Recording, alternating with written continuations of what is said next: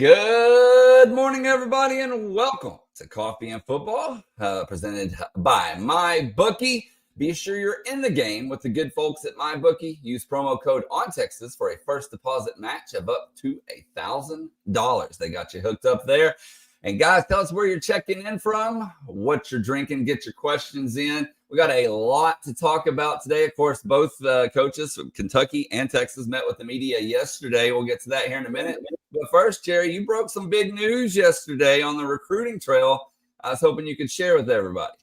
Yeah, so Michael Fusi, the five-star ranked offensive tackle from Louisville High up in the DFW area, committed to Oklahoma since late in the summer, told On Texas Football that he plans to attend the Texas-Kentucky game as well as the Texas A&M game. Obviously, that's a guest of A&M. We've mentioned that before, that Texas and Texas A&M both feel like they're having good communication with Michael Fusi. Now, he told On Texas Football Monday afternoon that he does, in fact, plan to be in Austin Saturday, followed up by a trip to College Station. Neither one of those are good news for Oklahoma, obviously.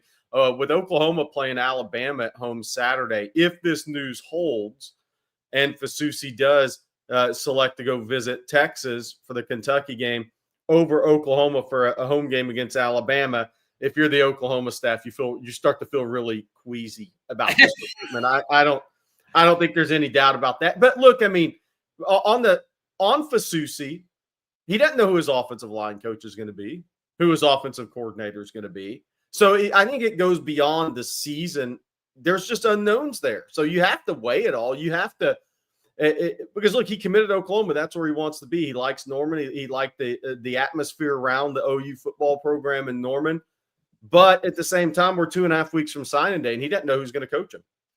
And so you have to protect yourself. You have to take a look at things. And people have had some fun with, well, does Brent Venables allow visits? Doesn't he not allow visits? Well, what are you going to tell a kid when you don't know who your offensive coordinator and offensive line coach are going to be? You can't sit there and iron fist this thing. You have to have some understanding of, I made coaching changes during the season, and there's some questions I can't answer right now. So I think Fusi is he is making sure of a decision coming up, because we're 2.5 weeks till December 4th. He's a high school midterm graduate, so he's going to be enrolling January 13th, 14th, 15th, right around there with the school he picks. But I do think Texas and Texas A&M both think they have a shot at this flip with Michael Fusi. So if these visits follow, if they follow what he told us yesterday, and he does make it to Austin and then College Station the next 2 weeks, Oklahoma's in trouble. I think it's important, Jerry, and you mentioned this. We don't need to be getting Texas fans' hopes up here because Fusi, I mean, A&M finished second the first time around, not Texas necessarily. And so A&M has just as good a shot, if not better, than Texas to flip. This is more about Oklahoma's class potentially crumbling a little bit at the very top. We'll see what happens with Texas. There's some hope there. But let's see what really goes on. Hey, Jerry, I actually wanted to ask you about another player that I don't know if y'all saw, if everybody's seen his senior film. Blake's going to put it up here. But, man, what a dude now. Kellen Wy, linebacker out of Tampa. I want you guys to watch this very first play of his. Jerry, you talked to someone in his camp. Watch this play. Holy cow. Yeah, I'll go ahead and let the play run. There's this. Holy shit. Rewind that, please, Blake. Please rewind that if you can. Watch the first play. Oh, this running back, I'm not sure he wanted the ball. It's not the running back. It's an offensive tackle. Oh, it was the tackle. It's the right tackle pulling on that play. Yeah. What's going on with him? I mean, Texas came in late, but my goodness, his senior film looks incredible.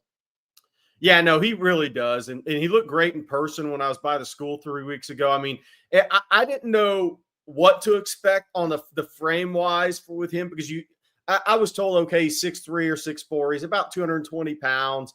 But until you see a guy in person and then watch him move around, you just don't know. But then when I saw this guy in person, I mean, Kellen Wy, there are still senior risers in this world of huddle and YouTube. This is what this guy tells you. There's still senior risers, even in recruiting nowadays. Since the season started, he's been offered by Miami, Texas, Louisville, North Carolina, Georgia Tech. I mean, a number of others, right? In Florida. In this, I think Texas is in a pretty good spot headed into this Miami visit this weekend. Miami is in on 2 linebackers. They have 2 committed. They have 1 more spot. It's him and Tavoris Alfred out of Vero Beach, committed to Ohio State. But I think Texas is in a good spot based on who I talked with yesterday, headed into this weekend. But you got to see what happens with Miami. It is this school that's in his home state. But I can tell you this, Kellen and his parents were very much blown away by the plan Texas has for Kellen Wy. And that's not just about the football field on Saturdays. It's about the plan academically, the strength and conditioning, the total development of him as a football player and a young man. I think the family was really impressed. And somebody asked on ontexasfootball.com yesterday who he reminds me of. And I told people Derek Hall.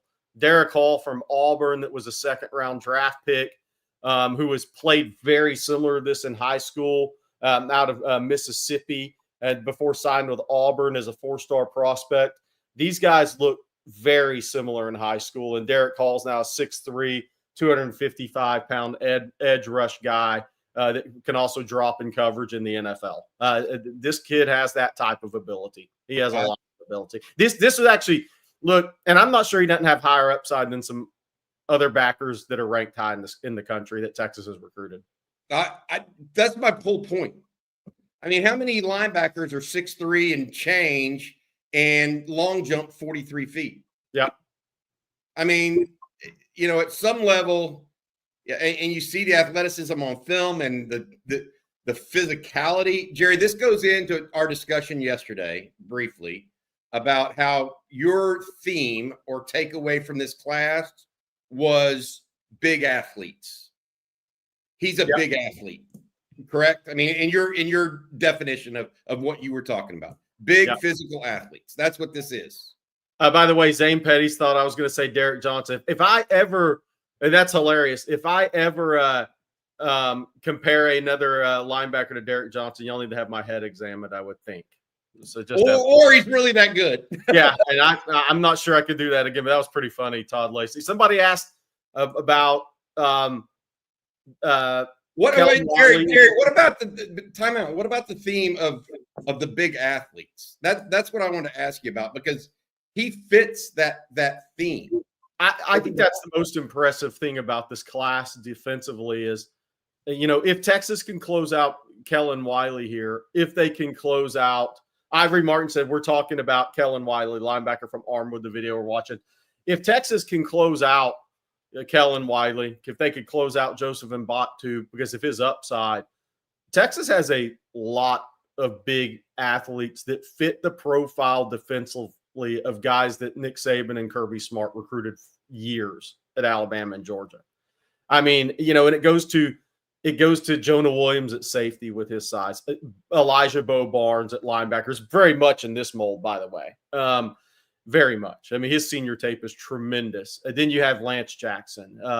You have the upside of a Smith or Robo if Texas can close out on Javion Hilson.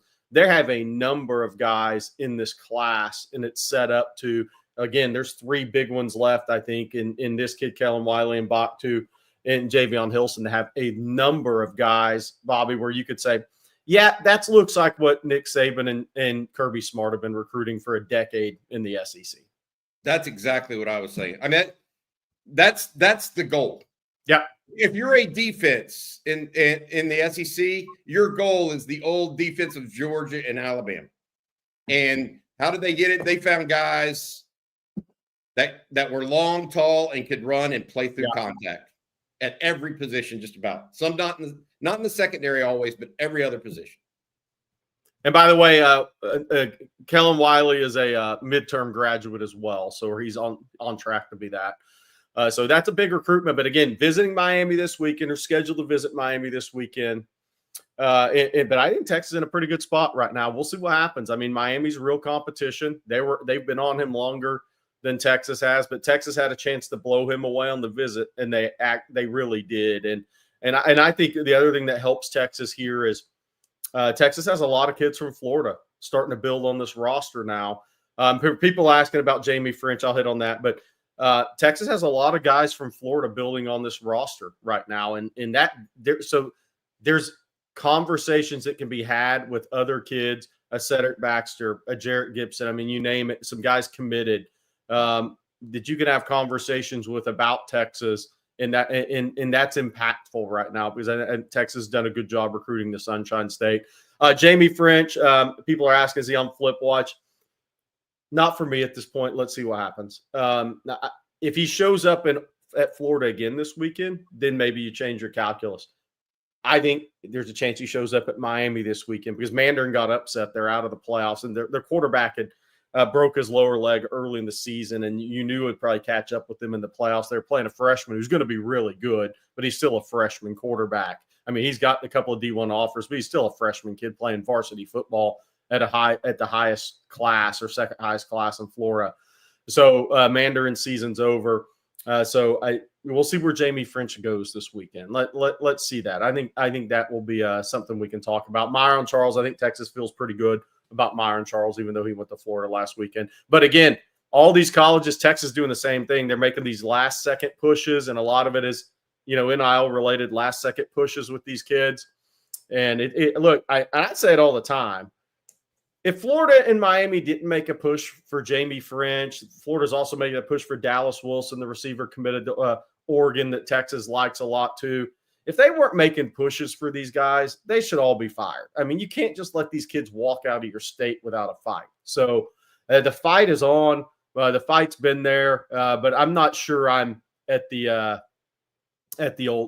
flip watch for Jamie French at this point. I'll say y'all may have more specific recruiting questions. We'll get to those later for Jerry, for sure. We need to talk a little bit about yesterday's press conferences of the teams that are playing this weekend. Texas 9-1 facing a Kentucky team that's only won one game in conference play.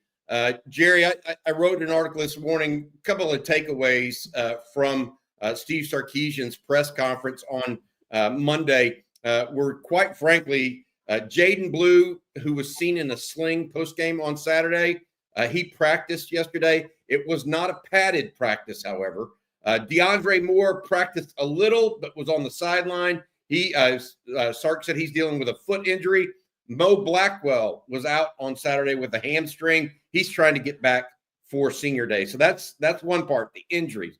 The second part, a little bit revolved around the fact that Texas has its culture in place and what's going on there.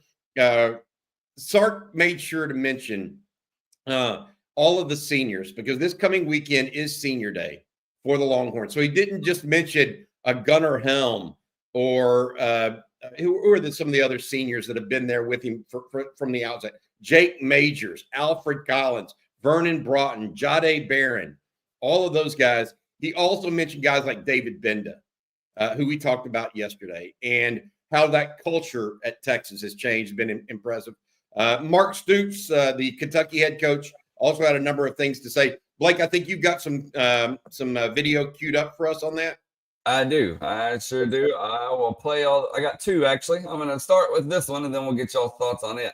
Obviously, again, another great opportunity, another great challenge going into Texas. Coach Sark got them playing at a very high level, a very good football team that he's been building for some time. I think, it's evident they have a lot of continuity. I think it's the only Power 4 school in the country that's had the same offensive coordinator, same head coach, and same defensive coordinator. So they have continuity, and it shows both in their recruiting and, the portal, the additions that they got in the portal, especially offensively. Look at their wideouts. A couple guys they got are added to a dynamic wide receiver group. But just a good football team top to bottom. So there's your first one. Yeah. And then he also raved about every position group. But like I said, I want to get y'all thoughts on this one first before we move on to that second one. It's still crazy. He was on a plane to A&M to be the A&M head coach, and they turned that thing around. But again, go ahead, Bobby. That's still wild to me when I watch him every week.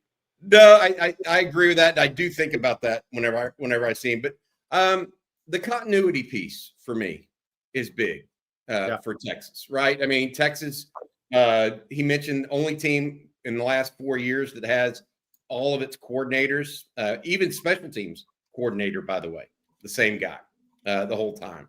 So I feel like continuity is Sark.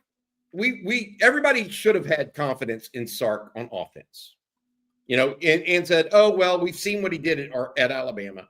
We know it can be the best of the best, et cetera.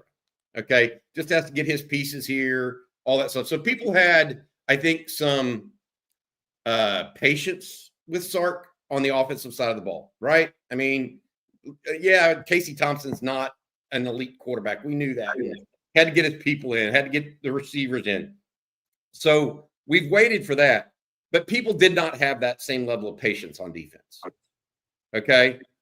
Now that patience is paying off. But because Pete Kwiatkowski, prior to coming into Texas, did have elite defenses at both Boise and at Washington. And what has he got 4 years later? He's got an elite defense. Is it perfect? A perfect defense? No. But would you take it over any other defense that Texas has put out there the last 15 years? Yes. Since the national championship game, when Texas lost to Alabama, I think this is the best defense Texas has had. And they've constructed it and built the players, developed the players, and brought in the players. So I think that having patience on that side of the ball is paying off. Because the other thing that people don't appreciate, Jerry, and I'd like your take on this a little bit, when you recruit players, you're recruiting them to a specific system that fits what you need. I mean, when Pete Kwiatkowski got here, he didn't have a strong side defensive end because Todd Orlando didn't really need one. Yeah. Didn't play with one. So you got to get those guys into the system and then get them ready to play. So they ended up with one in Barron Sorrell, and he was only a true freshman. That's the sort of thing that it takes 4 years, 3 or 4 years sometimes to construct what you actually want. So you have to have patience with these guys a little bit. Yeah, I think linebacker as well. I mean, yeah. I really think linebacker was the linebacker in this scheme versus the linebacker in another scheme. I mean, linebacker's an instinctive position. I think one of the things that is, just this guy you can just go make him a linebacker. I don't know about that. Like, I mean, you can put somebody on the edge and let him rush as an athlete, but if you're asking them to be a true linebacker, that's very scheme dependent. And those guys better have instincts and have eyes for that position and understanding for that position. So it does take time. It takes time once you get those guys to develop those guys. It's not jokingly I say add water instant player. It's definitely not. So I totally agree on the edge position, the linebacker position at Texas in this scheme. I think it takes time to build. And I think what they're doing at linebacker long term is really exciting for Texas fans. I mean, I really like what they're doing at linebacker. The Ty Anthony Smith flip was a big deal. He was a really good fit for this defense. Leon Galafal's a good fit for this defense. But, you see Elijah Barnes and Jonathan Cunningham very similar to Ty Anthony Smith. I'm not saying he has the same instincts. That's going to have to remain to be seen. But he's similar frame, athleticism, all those traits are there. And he's on a really good North Crowley team as a leader of that team defensively. But I really like what they're doing at linebacker as well. But it takes time to build it. I mean, that's just the reality of it. By the way, I jokingly say this, but some people may not know the story. South End Zone Queen, you think Stoops wishes he had left Kentucky for A&M now? No, the story with that is, he wanted to. But who was the old AD, Bobby, at A&M that they since moved on to Ohio State? They moved them out. Not Archie Griffin. Ross Bjork. Ross Bjork. Yes. So he was pushing the Stoops hire, and they actually were on a plane headed to, was it Easterwood Airport there in College Station? May have even landed. It depends on where you're at in the story, what you believe. But he was en route to A&M to take the A&M job. And I already told Kentucky he was leaving. And then 2 or 3 of the big A&M players said, Whoa. No. It's not happening. So Bjork thought he had the votes, and he didn't have the votes. And so they literally turned the plane around and took him back to Lexington. One of the crazier things you'll see in the coaching. Before we get to this next Mark Stoops clip, first, Bobby, I'm going to let you tell everyone out there about my bookie. Yeah, with all the excitement of this season, make sure you're in the game with my bookie. Bet any matchup, hundreds of college player props, and take advantage of weekly risk-free bets. The best part is you can do it all, anytime, anywhere, straight from your phone. Visit mybookie.ag and use promo code ONTexas to get started. It's MyBookie's 10th year anniversary, and they're rolling out the red carpet for bettors. Bet big and bet confidently with risk-free Thursdays. If your boosted bet doesn't hit, you get your money back. Weekly no sweat, win-win bets all season long. And sign up now using my OnTexas code to cash in on a double deposit bonus. It's a no-brainer. Double the cash in your account before you even place your first bet. But do not wait on it because it's only available for a limited time. For those of you who've been playing with MyBookie, they've got something for you too. A brand new loyalty rewards program in MyBookie Plus. It's simple. The more you play, the more you earn. And as you progress through the tiers, unlock exclusive promotions, epic giveaways, and cash back in your account. Again, that is on Texas Football's sponsor, mybookie.ag. Use promo code ONTexas for that double cash deposit bonus. Thank you for that, Bobby. And like I said, guys, we got another Mark Stoops clip here that I'm going to put up. And this one was all the rage on Twitter because Texas fans really liked what he had to say right here. I mean, there's no weaknesses on this team. But the eye test, they're as strong as anybody in the country. Tell me one group. I mean, you look at them offensively, a dynamic play caller and a great coach. O-line is completely solid. Running backs, 2 great ones, probably more, 4. You know what I mean? But wide receiver room, arguably the best in the country. Dynamic tight ends. Defensively, front 4. They lost some guys that were pros, replaced them in the portal with pros. Really deep, really big. I'd say, arguably again the best secondary in the country, with it, bar none. And you put that together, a pretty solid team. I love that. And the reason I love it is because it's one of the things that we talk about. Texas, I think, is the most consistent team in the country. Maybe Ohio State and Oregon are as consistent or more consistent. But Texas is winning most of its games by double digits. I think all but one of the wins was by double digits. Is that correct? Vanderbilt, the only one that wasn't. So of their 9 wins, all but one by double digits. But one loss, they lost to a really good team. And the reason that Texas is able to be consistent is because even if one area of the team is down, they have the depth and the ability to actually be better across multiple positions. And I think that's one of the things that Mark Stoops is trying to get out there. And it's one of the benefits of this Texas team, or one of the strengths of this Texas team. There's not a place where you go, oh, wow, they're just really bad there. There's really not. Right. No doubt. And that allows Texas to be consistent. Odin Horns asks, score prediction, Texas versus Kentucky. That's a good one. Kentucky hadn't scored more than 20 in an SEC game, and they're playing in Austin. I don't know. Early thoughts on that, Bobby? I don't know. 27-14-ish, 27-13-ish, something like that for me. I wouldn't be disappointed with 20-10. Yeah.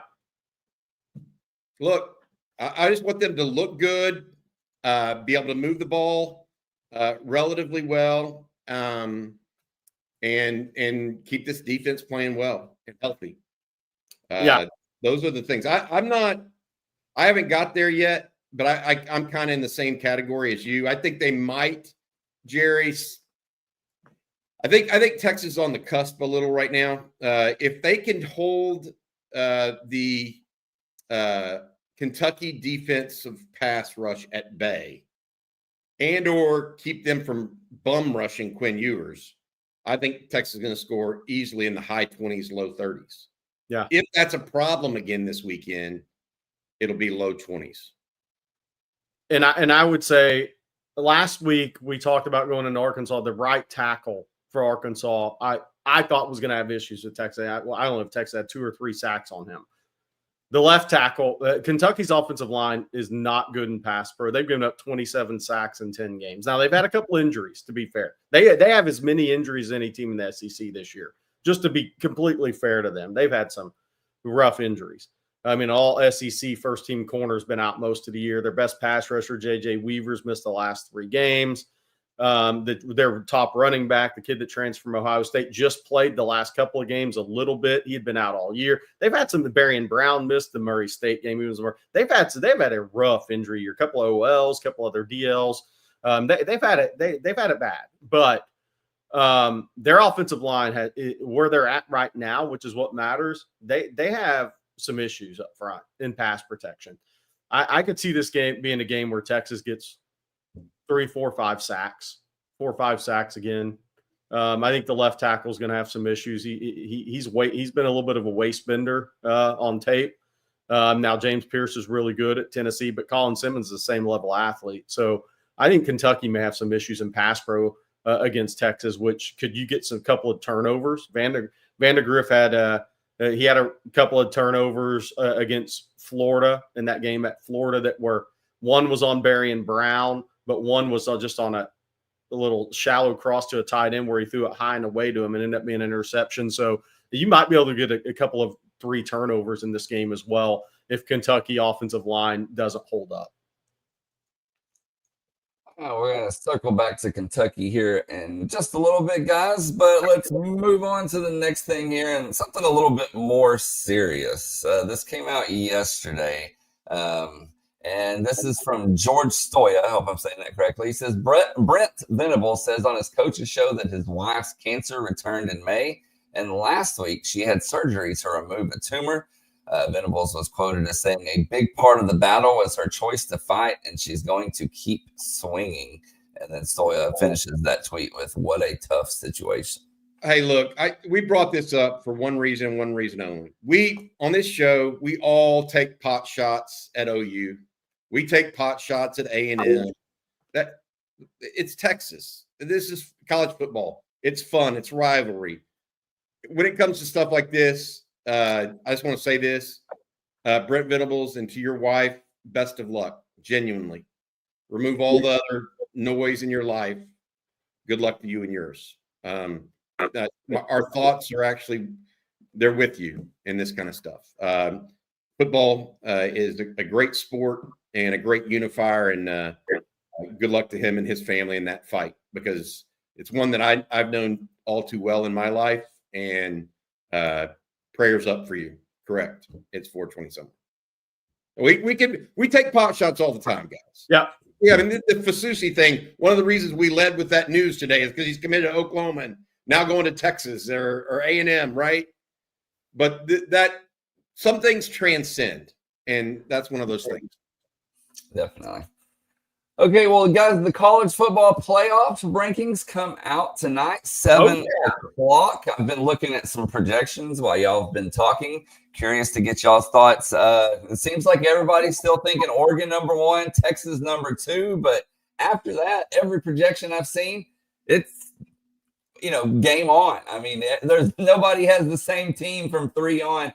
So just curious to get y'all's thoughts, and if you truly believe Texas will stay at number 2. Can you bring up last week's rankings, not the bracket, but the rankings? Yeah. So what'll be interesting is I think 1, 2, 3, as far as the rankings, will remain the same. Oregon, Ohio State, Texas. Obviously, what Blake was talking about with the bracket, you remove Ohio State, and Oregon is 1 and Texas is 2, because the Big Ten, the team that they don't think is going to win the Big Ten championship, obviously can't be a top 4 seed. So this was last week. And again, it's going to be interesting. BYU lost. If we can scroll down, they're moving out. Tennessee lost. They're moving down. Obviously, Georgia's going to bump up. But it starts to get interesting because SMU won again.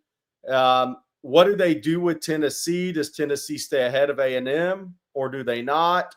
in the playoff ranking, that stuff gets interesting because, look, A&M's playing at Auburn, then obviously Texas goes to A&M. So these rankings get interesting right now.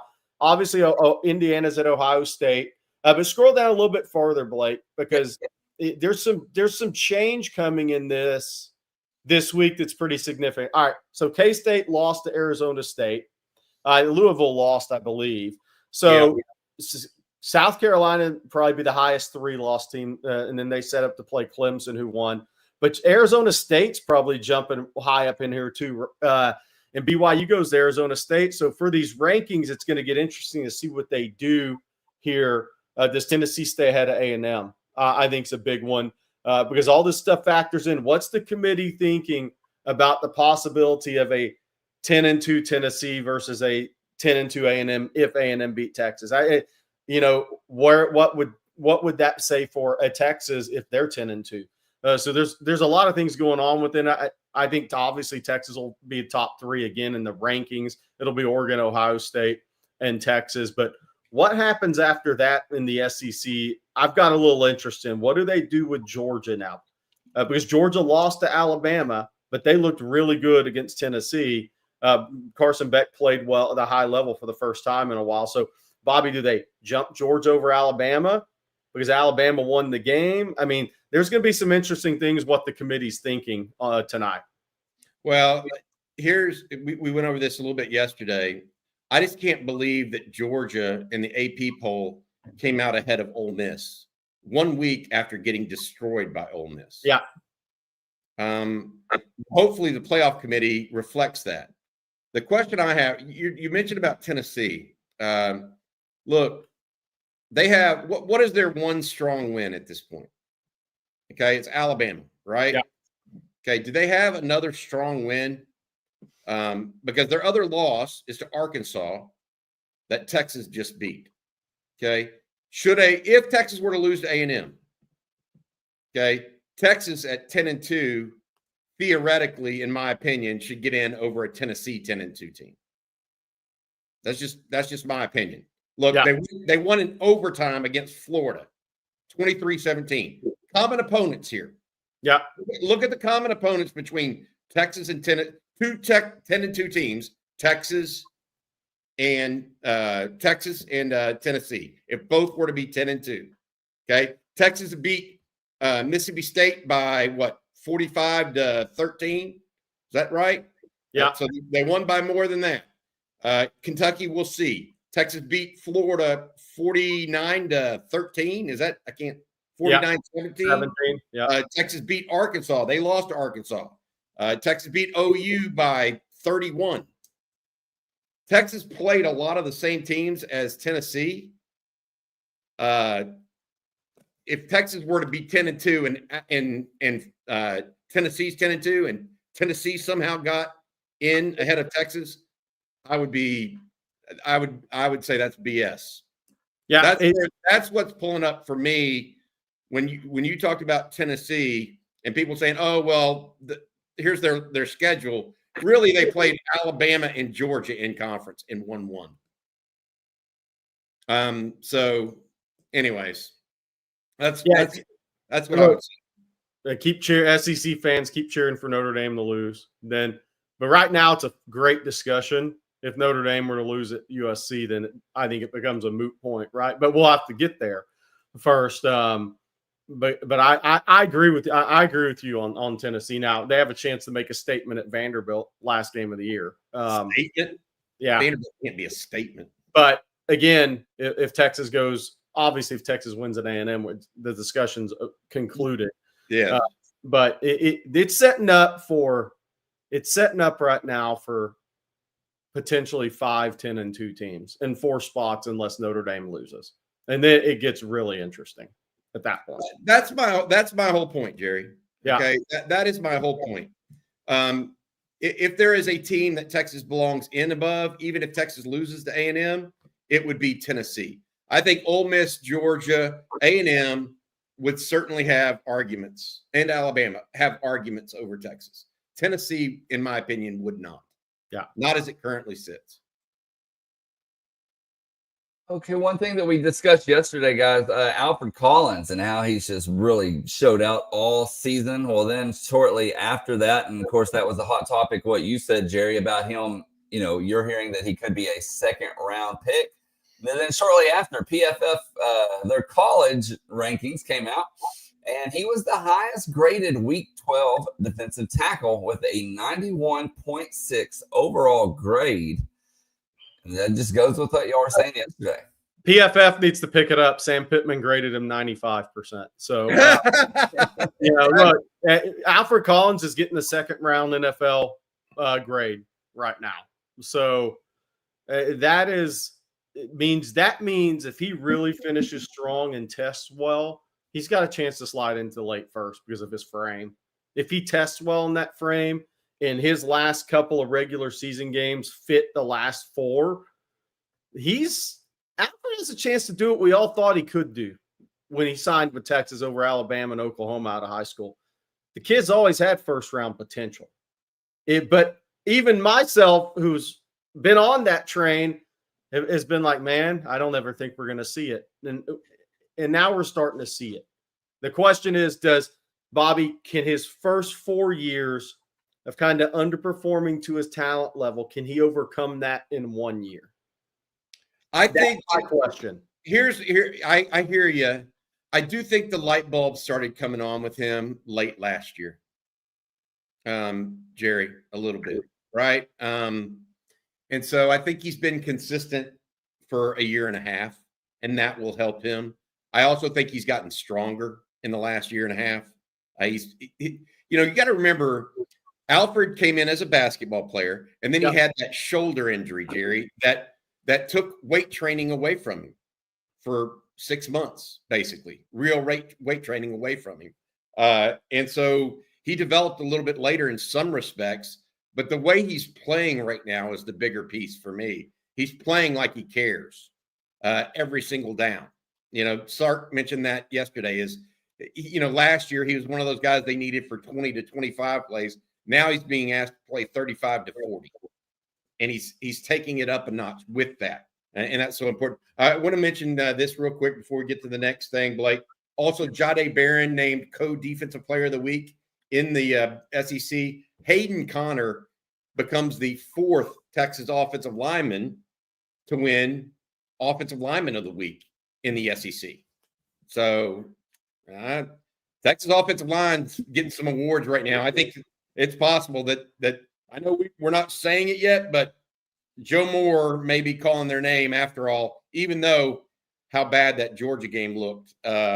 Still doing okay in that regard with a 4th lineman getting an award there.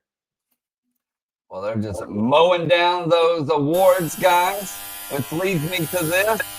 Time for you to tell everyone else about the lawnmower and Manscaped. I gotta tell you guys, y'all saw me before the show. I about lost it. I thought the 5.0 got broke on the plane on the flight home from Arizona last week, and I had to put the thing back together. I was about to lose my mind. I got the handyman. I got the 5.0 here, but today we're talking about the Chairman, the Pro Package Chairman.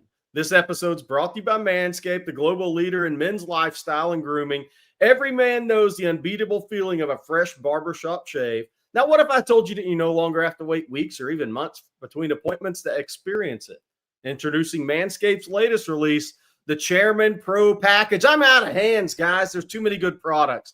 The all-in-one set includes everything you need to recreate the luxury of professional shave right at home. Whether you're after that daily silky smooth finish or prefer a maintained rugged 5 o'clock shadow, the Chairman Pro Package has you covered. Head on over to manscaped.com and join the over 11 million men worldwide. It's probably just 11 million SEC fans at this point who trust Manscaped by using code ONTEXAS, all caps, for 20% off plus free shipping. I'm a big fan of the Skin Safe Stubble Trimmer when you want to keep a bit of that rugged look. Guys that are not tough guys like me need a rugged look to fool people, right? So the Skin Safe Stubble Trimmer is key in my life. Look, I'm an old shooting guard, was a finesse player that could really shoot the 3. You need the 5 o'clock shadow for that type of talent right there. So again, manscaped.com, 20% off using that code ONTEXAS. Well, The BS is getting thick in here this morning. I'm Tough guys like you. I mean, I don't have enough hands for the products. Oh man, The I'm about to have to toughest thing put about my, you is you eat beef jerky. yeah. I was about to say I'm about to put my Tacovas on because it's getting deep in here.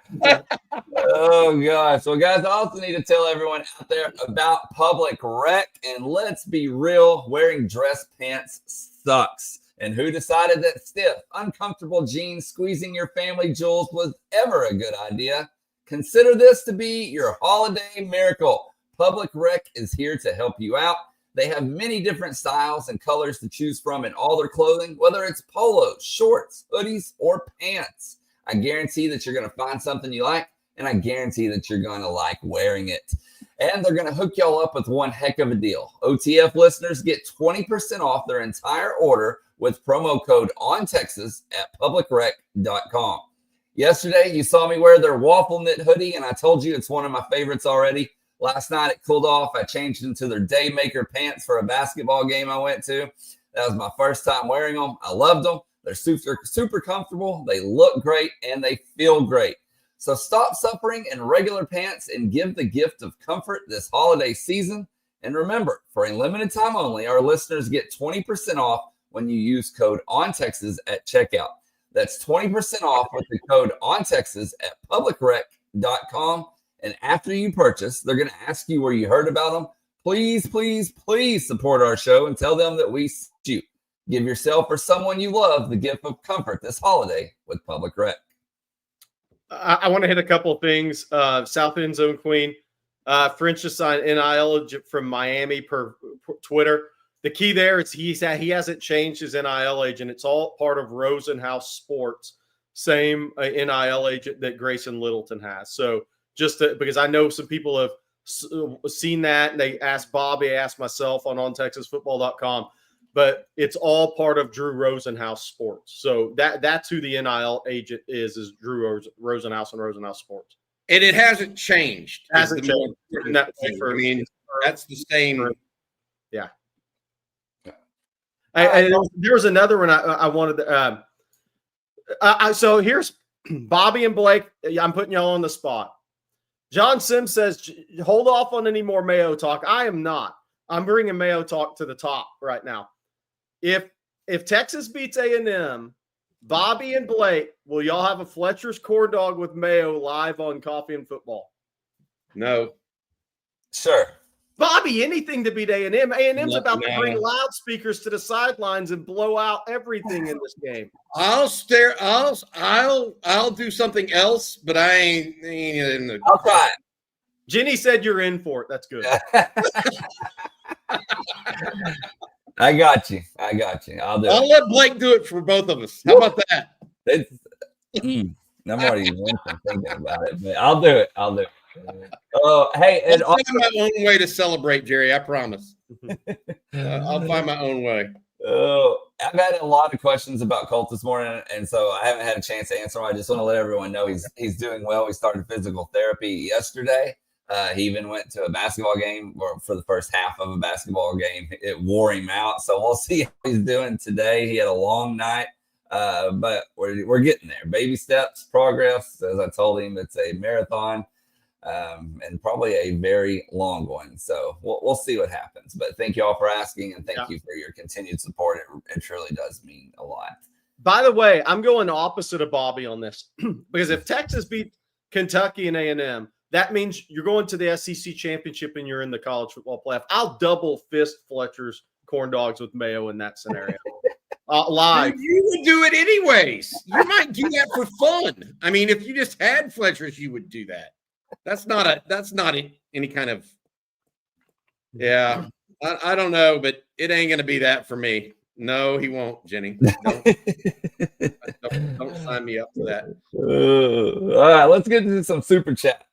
Blake, we appreciate your super chat. He says, what was the moment non-game related that you knew Herman would fail at Texas? Oh, easy. If the longer you're in the business, you know when the staff is hired. If you get your dream job and you don't know who to put on your staff, you're toast. Or you just hire your friends that were with you at, I mean, not a single one guy came to him, Stan Drayton, that wasn't at Houston previously.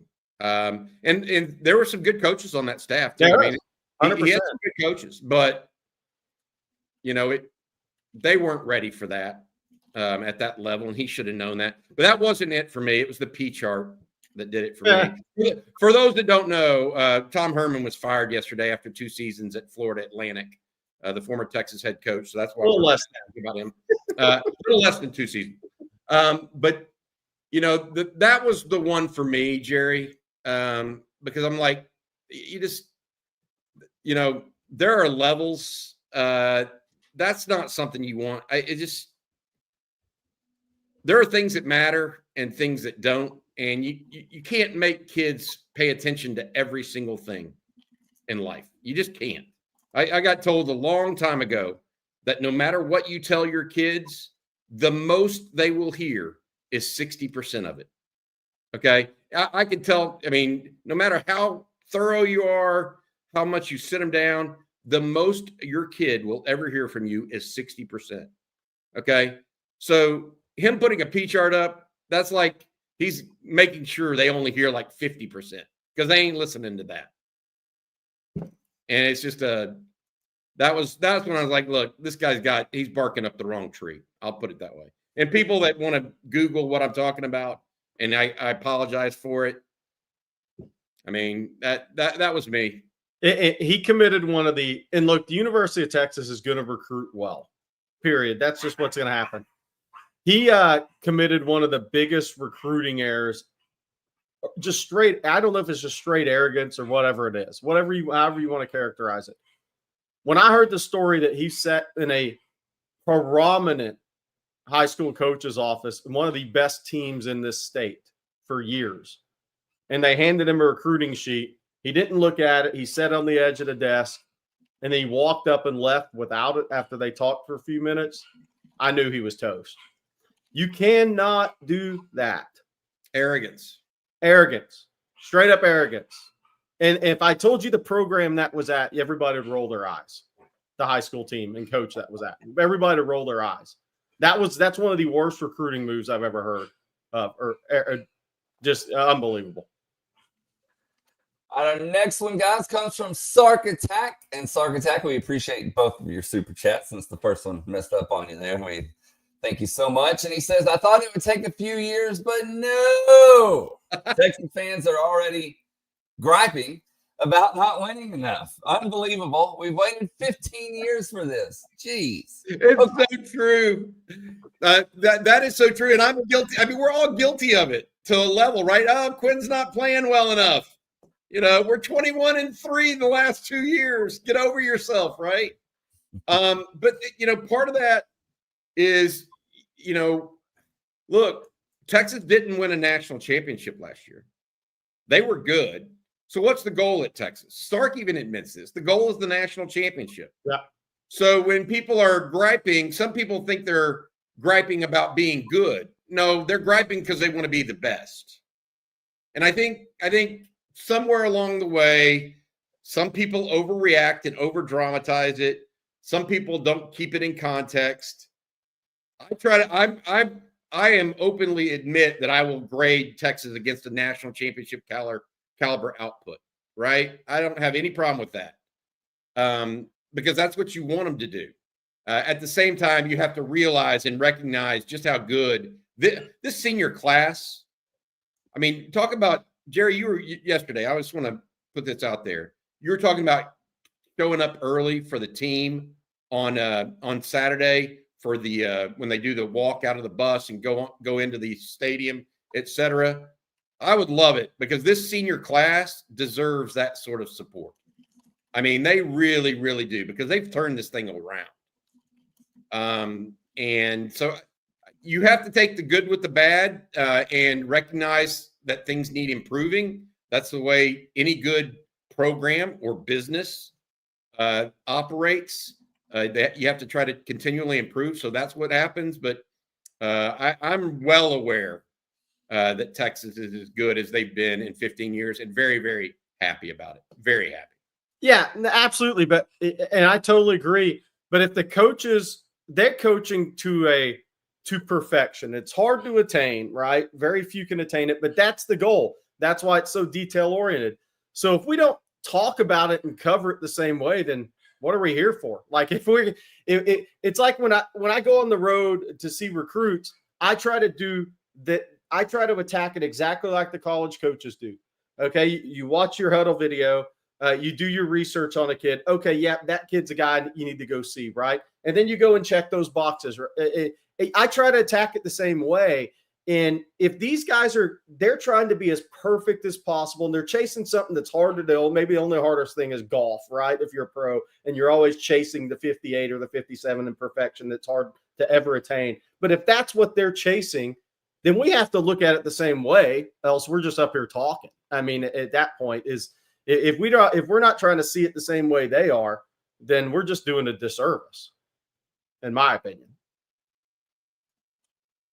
All right, y'all. Our next one here comes from Jeff Smith, and thank you, Jeff, as well. He says, "I think Quinn Ewers getting blitzed and pushed, but I would think Quinn Ewers getting blitzed and pushed by our defense every day. They should get him ready for A&M and the playoffs." Your thoughts? So first of all, they don't do that in practice every day. The defense has plays that they have to work on too. Texas is not a heavy blitz team. Now they've come up with some new packages that Rod detailed in second watch that I thought were terrific. But that's just not something that PK is going to do on a daily basis. Maybe the scout team needs to put some in, though, and get Quinn reacting faster. I wish that if we're going to be talking about it, that's the big question mark. How is Quinn going to react to pressure? Because Kentucky's going to bring some of it. They've got a good defense. A&M is going to feast or try to in that regard because A&M's secondary is somewhat questionable. Let's see what happens. I think it's a fair statement. Blake, couple things I want to hit on. Blake Jester asked, are we done at corner of the cycle or staying in contact with Brewer Sanchez? Look, I think if one of those guys just called up and said change of heart, I mean, you're not turning them down, but I think that is kind of very much a long shot. Blake Jester also, I wanted to mention this because there's been a couple of questions earlier. Shout out to Trey Johnson for balling early. Leading scorer in the SEC. I think one of the top 12 leading scorers in the country so far. Obviously, he's not going to average 24 a game this year, more than likely, especially when Tremont Mark comes back. But that was the point I was going to get to. Somebody asked, is Tremont Mark playing Thursday against Syracuse? I have not heard. I think Texas was hoping Tremont Mark would be back for that game or the games at the end of the week. But the question is, if you're in a back-to-back situation, would you play him the first game and the second game? Would you just play him maybe the second game? I think it's to be determined kind of where he's at. I'll try to get an answer on that later today, where things are at. But the hope was, because when it was announced that Tremont Mark was out indefinitely, I think people said, oh, my gosh, this guy's out for the season. And I reported on TexasFootball.com, they were hoping to be back for late November, meaning the Syracuse game. We'll see where he's at. I still think it's kind of up in the air, but things were trending to the Syracuse or either the St. Joe's Texas Tech game. But I'll check on that and see today because that's obviously a big deal because Texas they need this full team to play enough minutes together before conference play and before the UConn game and in the tougher part of the schedule begins.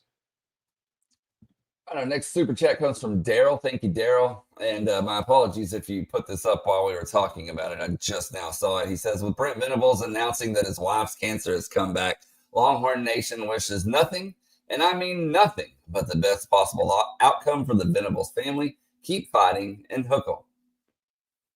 Thank you, Daryl. We agree 100%. And 100%. Then we have one here from Jerry's Jack Links. We appreciate you as always. And he said, I got a hook 'em from Micah Parsons last night. I was at the game. I'm sorry if you're a Cowboys fan. And he walked by and I mentioned Colin Simmons and he threw up a hook 'em. Yeah, I mean, look, James Franklin can't win the big game, so this guy's a Texas fan now. Did y'all see where the roof fell off? Michael Parsons is sick of losing to Michigan and Ohio State. Did y'all see where the Cowboys' roof fell when they opened it up? It fell. I thought Jerry might have been trying to get the game canceled, not me, Jerry Jones. I actually thought the Cowboys quarterback looked okay. Cooper Rush. Yeah, their defense is what happened. I think they just have no faith right now on that team. None. And let's be honest. I mean, Houston's a pretty good football team on offense in particular. We got a super chat here from It's 420 somewhere. We thank you. And he said, I don't care what the score is, just win. Winning our next 3 games by 3 points or 300 points total. And we are top 4 for the college football playoff. 100% true. That is a true statement. You know, there's a comment made by, I want to say this. There was a comment made by Lane Kiffin yesterday in his press conference, saying that a lot of coaches in the SEC that he's talked to, or more than one coach that he's talked to in the SEC, don't necessarily want to play in the SEC championship game. I agree. Because it puts them at risk of missing the playoffs. And so they would literally rather not play in it and get an extra week off and then play in the play-in game.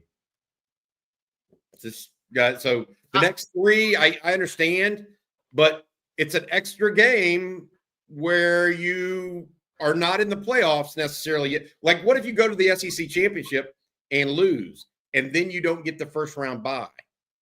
You're basically just adding an extra round with game less where you can get injured.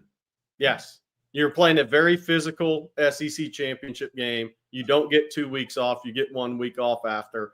And that, for most teams, that means you've played like 5 or 6 weeks in a row, depending on when your bye weeks were. I don't disagree. And look, and I know people think coaches don't really think that. They do. I know in basketball tournaments, in the conference tournaments, I mean, the year Texas went to the Final Four, I guarantee you, Rick Barnes didn't care if he went out in the first round of the Big 12 championship tournament. Didn't care. They thought they had a number 1 seed and they were going to roll. Didn't care. Is the best spot to be, and I know you have to play 1 more game if you don't get the bye in the college football playoff, is the best place to be the number 5 seed and hosting the 12? Yes. Yes, because you're going to get you'll get BYU as your 4. Yeah. Or Colorado or somebody like that. Yeah. I mean, you're basically playing 5v12 and then 5v4. I mean, like Alabama or Ole Miss or Georgia or Texas or whoever is 5. That's the best place to be, in my opinion. Then you're going to be in the. I think if you're at the 5 seed in an SEC team, you're walking to the semifinals because you're going to beat. I mean, just the way it's going to be. You're going to win the 5v12 and you're going to win the 5v4. And 6 isn't far behind because 6 plays 11 and then 6 plays 3. Right. You get the ACC champ. You going to get SMU? Yeah. Come on. Yeah. By the way, I think it's the chat's right. It's a really interesting question. And I think this is just the SEC, maybe the Big Ten too, depending on where it falls. But just talk about the SEC because the SEC seems that there's going to have to be the conference with the log jam of potential 10-2 teams. Would the SEC runner-up that lose in the championship game, if they fall to 10-3, actually be left out of the playoffs? Or would they be left in the playoffs because they got to the game in the conference with the deepest top 5-6 teams? It's actually a really good question. And on the surface, you would say no. But there's mid-majors in basketball that look like they're a shoe-in for the getting this to 68. Field of 68. And if they lose their conference championship game, they don't get in, or their tournament championship game. But you're talking about mid-majors now. I know, but I'm just saying there is a precedent that if you don't win, and there's been teams that have made good runs, but I know it's different, but it's an interesting discussion. I'll say that. I don't know if I have. the answer. On the surface, I agree with the people that say no chance that the SEC runner-up would be left out. But let's throw a different scenario. What if there's 6-10 and 2 teams and not 5? Yeah. I mean, then what happens? That's why it's eventually going to go to 16 teams, by the way. Before we get to our next sets of super chats, Bobby, will you let everyone out there know about Duck Camp? Yeah, this is one of my favorites. I've been wearing their hoodie for a couple days now. Duck Camp is made for the people that live for the moments out there where there are fish to catch, birds to hunt, time to kill, football to watch. So there are those of you out there that look forward to the opening day of hunting season and the kickoff of Longhorn football with the fervor and excitement of a 5-year-old on Christmas morning. Christmas is coming up, so for those of you that might want to get in a little early shopping with duckcamp.com, make sure you do that. It is a Austin-based company dedicated to giving people best-in-class hunting and fishing apparel. At Duck Camp, they believe you can't just sit around and wait for adventure to come to you. You have to get out there, stay out there, and make the most of every second. Here's to great seasons, y'all. Yes, hunting and football. Shop hunting gear at duckcamp.com. They've been a sponsor for us all season long. Really appreciate them. Great gear, by the way. I think, Blake, you and Jerry both have some as well. It's just top shelf stuff. Love it. By the way, Red Dragon brings up a great point. Happened in the SEC last year. I know, in that we've gone from 4 to 12, but last year it was 2 SEC teams for 1 spot. And you know what? They lost in the SEC championship game, didn't end up getting in. So could it happen in a scenario again in a 12-team playoff if Notre Dame doesn't lose? It could. I'm not saying it should or would, but it definitely could. We have a super chat from MP Houston. Thank you, MP. Wishing Colt Monroe continued good recovery. Well, thank you, MP. Appreciate that. Blake, you're a great father, my man. I appreciate that as well. My thoughts are with you and your family. Thank you so much, MP. We got some more Tom Herman super chats. Trace Little says, I'm the only one that speaks of Herman here, Blake. Still Trace. The chat disagrees today, especially MP, because he come back and says, sorry, but let's give Herman context. He inherited 7 years of garbage before he got here and got us turned in the right direction. And don't assume UT always gets great recruits. Strong landed 1 5-star recruit in 3 years. So a couple of things here. He definitely turned Texas in the right direction in some ways. In some ways. Okay. In other ways, he went the wrong direction. Particularly his relationship with high school coaches, like Jerry just mentioned. I mean, the ultimate wrong way. The worst thing you can be at Texas as a head coach is arrogant to high school coaches elsewhere and to fans and other people that are supporters of a program. I want to say that. Texas needs all the BBs in the box, as Darrell Royal used to say. Okay, so there's that, and I'll agree with you on another point. Texas doesn't always get the elite recruits. Yes, Texas recruits itself to a degree, but that really only gets you as one of the group of schools that people want to go to. It doesn't make you the winner. Herman started winning some recruitments. He did. He just didn't win enough of them. And the way he went about some things, he was gone early in that year, or like 5 games into that COVID year. And I started reporting that. And, the athletic director even asked me what's going on. I was like, look, this is happening. And if you remember, Del Conte put out multiple comments saying, oh, he's our coach. He's our coach. He's our coach. The minute the Colorado game was over, he was gone. And the reason why is because he didn't represent the university the way the university wanted to be represented. Yeah. Because of that arrogance. I want to say this for Charlie Strong too, because he may have only signed 1 5-star, but I don't think that goes to recruiting all the way. That 26, he had 2 top 10 classes in a row before he got fired. But that 2016 class now, that was an extremely well evaluated class by that staff. It helped bringing in Jeff Traylor. He got Brandon Jones away from A&M, even though Texags made the video of his life. I mean, Brandon Jones, Jordan Elliott, Devin Duvernay, now they were helped by the Baylor falling apart. I mean, they had Colin Johnson was a legacy, but Shane Buechele, you know what? Wanted to go to Oklahoma, didn't offer him. Family went to Oklahoma. NFL player, Malcolm Roach, NFL player out of Louisiana that wasn't offered by all the big SECs. I mean, so there's levels to this stuff, but little Jordan Humphrey, I mean, they evaluated that class extremely well. They had that was a pretty high NFL hit rate for recruiting class in 2016. By the way, I think they had 7 out of that class. That's pretty good business in recruiting. Here we have no high end guys other than Malik Jefferson. Yeah. Brandon Jones. Oh, Brandon Jones. Yep, that's fair. Triplet Joseph 44 with the super chat says, how are in-home visits going to work this year? They aren't. Yeah. I mean, that's why the NCAAs allowed the coaches to go essentially have the in-home visit at school. And the way that's going down nowadays is, and you'll see it in January too with the junior kids when Sark and these coaches are out on the road, they go to school X to see a player and the parents come in and they all sit down and have essentially an in-home visit. So there's more in-home visits now in recruiting. The calendar, I think, is so messed up at this point that the in-home visits are actually in January of junior year.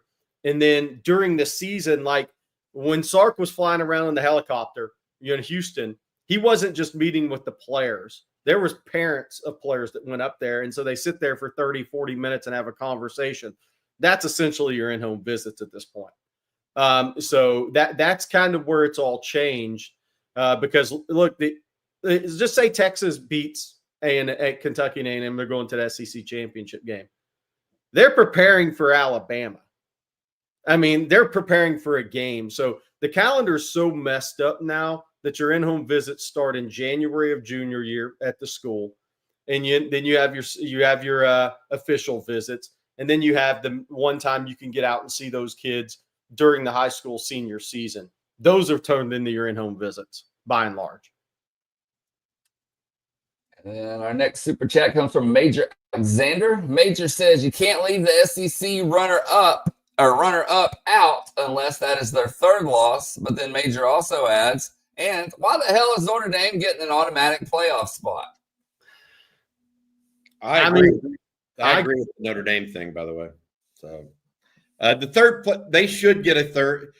If Texas were to go to the SEC championship and suffer its 3rd loss, or if Ole Miss should go to and suffer its 3rd loss in the championship, they should still go. They should be one of the top 4 teams in the SEC because they finished in the top 2. So that's my opinion. That's my opinion. Yeah, it's very interesting. I agree. I agree with the people saying it shouldn't happen. The thing with me, anytime there's a committee, it can happen. Oh God, isn't that the truth? What if you have a bad game and you lose by 20? What's the lasting memory? The last memory. What if you go to the SEC championship game and then all of your players announce they're going to opt out? Yeah. I mean, there's so many different aspects of craziness right now. Notre Dame beat an A&M team on the road by double digits. This is from Stephen Houston. That win is one of the best in the country currently, no matter how you slice it. True. Probably true. Yeah. Probably true. And this is why it's just Notre Dame absolutely has to win out. They have 0. They're the only one-loss team with 0 margin for error because they lost to Northern Illinois at home. And obviously it was a fluke game, but it counts. So if they lose again 10-2, they are out. So that's why SEC fans should be cheering for USC like their existence depended on it, because then SEC will get 5 teams in my opinion. I just want to say this: Northern Illinois is a 6-4 Northern Illinois team that has lost to Ball State, Toledo, NC State, and Buffalo. Oh, That's a horrible loss. yeah. That is the worst loss of anybody in the top 10. Drew Lockhart, we appreciate your super chat, Drew. How big of an impact is it for A&M and Longstreet? It factors in the class ranking. I don't think it's a big deal because I think A&M's going to the portal for a quarterback. And I'm sorry if Marcel Reed's parents are watching on Texas football, but I think A&M's going in the portal for a quarterback. So I think it factors into their recruiting class ranking. I don't think it factors in much more than that for them. Longstreet, by the way, was a quarterback out of California, Corona, California, that had long been committed to A&M. On Sunday, for those of you unaware, on Sunday he switched his pledge to to Southern Cal from Texas A&M. All right, we got time for a couple more questions here. And let's take this one from Brendan. Brendan asks, which commits of this 25 class could compete for early playing time next year? Jonah will have a harder time due to him not practicing in the spring, right? Yeah, I do think that's true with Jonah. It's the plan right now is to sit in on the safety meetings with Blake Gideon, but then play baseball. Now he's coming off the cracked clavicle and his throwing shoulder too, Blake, but that's something we'll talk about another time to see how he heals up from that. But I would say this.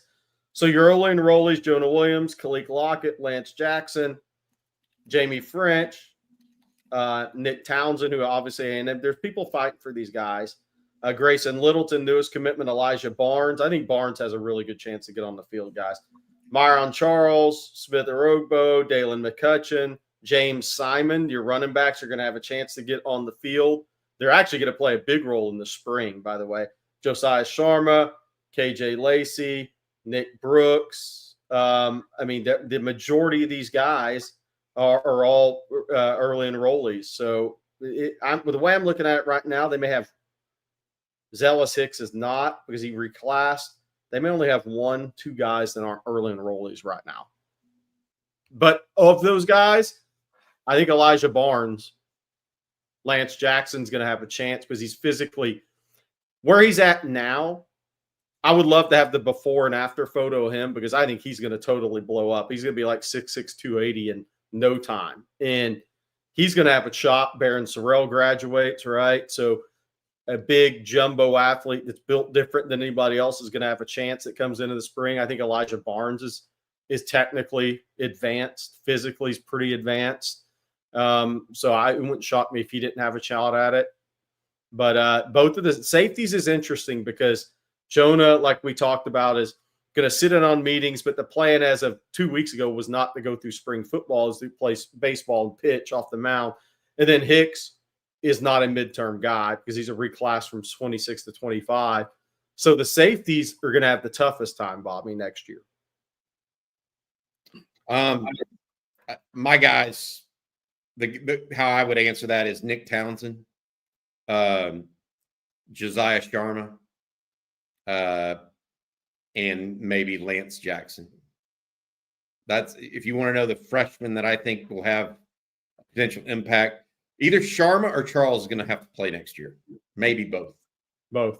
Even if Texas signs 2 or 3, they're going to need depth. They're going to have it. Okay, and then we will do 1 or 2 more here. Let's take this one, if I can get my mouse to work here. David Rawls, is it me or does the backup offensive line move the defensive line in garbage time? Never seen that at Texas. Development matters. Yeah, I mean, we haven't seen that since Florida. Obviously, the backup O-line didn't play against Arkansas. They definitely did it against Florida very impressively. Jarrett Gibson rushed for 100 yards.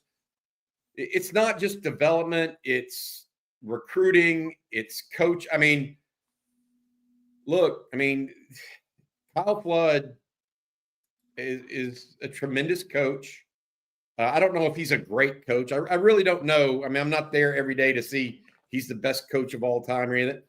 But you look at this Texas roster right now, I'm telling you, I think that they signed 3 NFL players in the last offensive line recruiting class.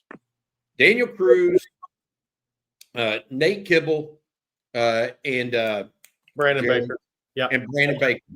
Yeah. I think they signed 3 NFL players. Nate Kibble's been really good behind the scenes this year. That's what I'm trying to get at.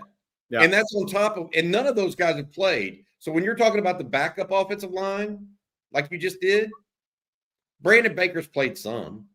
But my point is, there's more where that came from. And when you get that pipeline going, as long as you keep recruiting well, and they've recruited well again this year, it'll allow for that system to take hold. And that's another thing. I want to also say this, Jerry. We talk about Pete Kwiatkowski getting the type of players he wants on defense. Steve Sarkeesian had to get the type of players he wanted on the offensive line. He and Kyle Flood wanted. Texas is reaping the rewards of that. What if Texas would have fired Steve Sarkeesian after a 5-7 season and then started back over again on the offensive line with different types of players? This wouldn't look as good. Patience and recruiting to a scheme, that has value. That has a intrinsic value that people don't necessarily value as much as they should. By the way, I hate to do this for David Keith Williams because he's been on the Kevin Wynn train, and I am too. I've seen Kevin Wynn in person twice. Love him as a prospect. Not happening. He's not visiting this weekend. I expect him to sign with South Carolina. Yeah.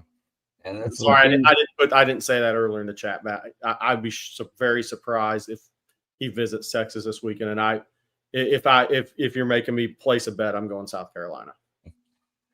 And this will be our last one today, guys. John Sims says, do we need to make a big point statement this weekend? We needed all the help we can get in case the A&M game doesn't go well. You know, it's an interesting question. I mean, because we're talking about Tennessee earlier, I don't think it really comes down to this, but I mean, it wouldn't hurt to win that game by 17 Saturday. Do me a favor, Blake. Bring up Tennessee's schedule one more time. Yep. Tennessee beat Kentucky by 10, and their field goal kicker went mental. He missed 3 inside 45 yards in the first 18 minutes of that game. But look at look. Texas played 1, 2, 3, 4, 5, and there's going to be a 6th one, Vandy. Yeah. Okay. They will have played 6 of the same opponents as Tennessee. Okay. Texas beat OU 34-3. Tennessee beat OU 25-15. Texas beat Arkansas. Tennessee lost to Arkansas. Tennessee beat Florida at home in overtime. Totally agree. Texas beat Florida 49-17 compared to 23-17. We'll see what the Kentucky game is. Okay. 28-18, 10-point win for Tennessee at home, by the way. Mississippi State at home, 33-14. Texas won that game by what? 30 plus compared to 19 by Tennessee. Right now, Texas with a very similar schedule has better results than Tennessee. If you look at it that way, I'm not worried about if Texas is 10-2 and Tennessee is 10-2 and Tennessee gets in over Texas, that's BS. I'll put it that way, unless these last 2 games show us something different. That's 6 common opponents that Texas will have had that likely, other than Vanderbilt, 5 of the 6 Texas will have outcompeted or outdone Tennessee. You can't tell me Texas wouldn't belong over Tennessee at that point. Agreed.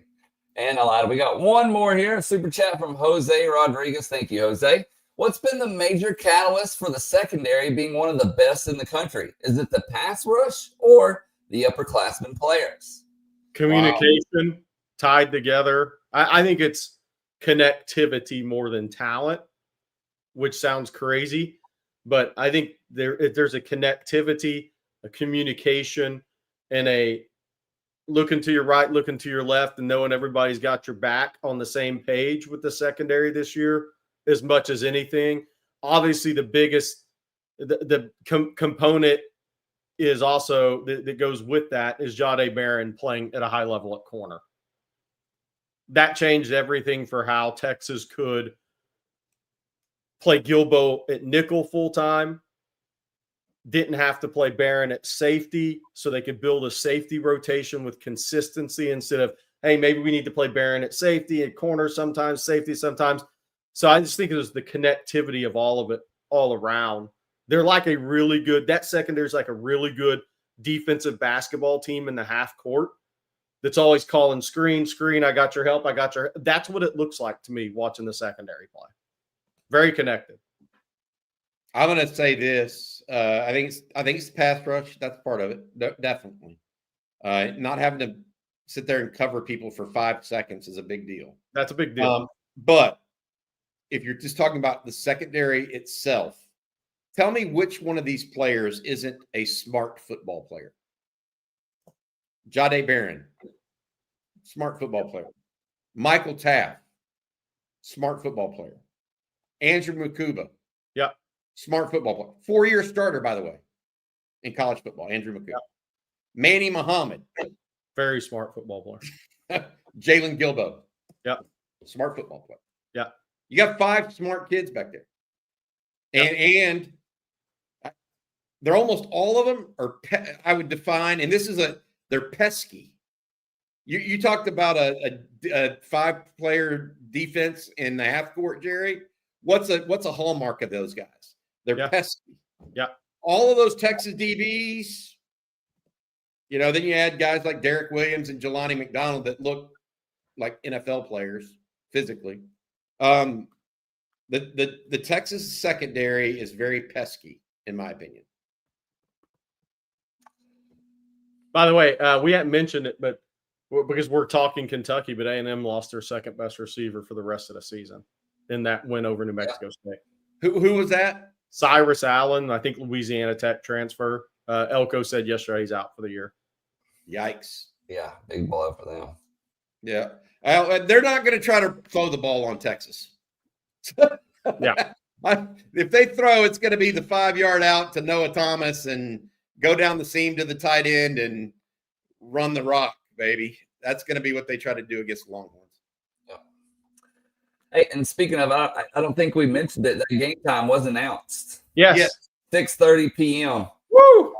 So nighttime game, as you were saying yesterday, you thought it would be, Bobby. 6:30 p.m. for the A&M game. I mean, I know I sound like a broken record, but if both teams handle their business Saturday, and I think A&M's got a tough game on the road. I think Auburn at night's a tough place, and Auburn's got good players. They just played like crap at the wrong times this year. But if they put it together, they can beat you. So A&M's got to go play well. And now they're down a couple of backs and the number 2 receiver on the road. But if both teams handle their business, I mean, it's a winner-take-all game in College Station in 11 days. Winner-take-all. In that, I mean, who would have thought that was the scenario? We joked around about it before the season. What if those 2 teams played with a playoff spot on the line? But if A&M and Texas handle business Saturday, it's a SEC championship game and guaranteed playoff spot on the line. It's a winner-take-all game. Well, no, I don't think so. If A&M wins at Auburn, it is a guaranteed. That's what I'm saying. If they handle business Saturday, I mean, if they do, it's a winner-take-all game in College Station, essentially. Yeah, A&M A&M's do or die the rest of the year. They have to beat Auburn, or else they have 3 losses overall, and they're going to be out. Yeah, regardless of what they do against Texas. Yeah, from the playoff. But I mean, so think about. I mean, I jokingly say it'll be Johnny Manziel bobblehead game for the 38th time. Collie attacks on the sidelines. Quinn and Sark will get bit. The Texas bus will get pulled over for going 3 miles an hour over the speed limit in College Station. They're going to have loudspeakers blasting Aggie war hymn on the sidelines for Texas, so they can't. I mean, keep going, right? I mean, keep going. The seat heaters will be unplugged. Everything imaginable will happen. I got one thing to say. It's the 3 words that Jerry Hamilton often says for this game. He uses it typically for recruiting when things are getting tight. For this game against A&M, 3 words: gird your loins because it's coming. Yeah. It is coming. I love it. Oh, all right, guys. So that's going to do it for today's episode of Coffee and Football presented by MyBookie. We want to thank them along with Manscaped, Public Rec, and Duck Camp all for sponsoring today's show. Thank you all for tuning in. The great questions, the super chats.